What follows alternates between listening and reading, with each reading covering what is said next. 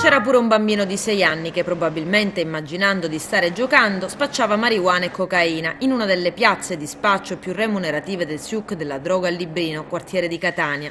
Il bimbo era il figlio della convivente di uno dei 36 pusher tra spacciatori e organizzatori arrestati nell'operazione dei carabinieri denominata Chilometro Zero. Emerge dalla maxi operazione antidroga scattata oggi che ha sgominato un vasto traffico all'ombra della mafia con 36 arresti e un centinaio di perquisizioni.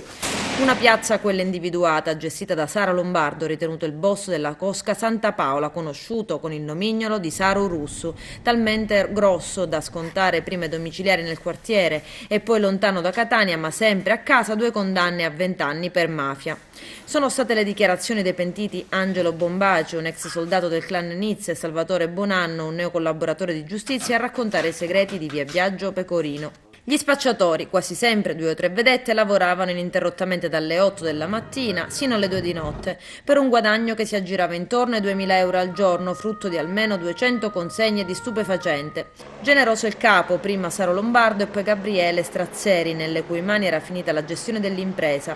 100 euro al giorno agli spacciatori, 70 alle vedette, e una cifra che variava dai 50 ai 100 euro per i pusher che finivano in manette, purché alla loro scarcerazione fossero nuovamente disponibili a lavorare per il gruppo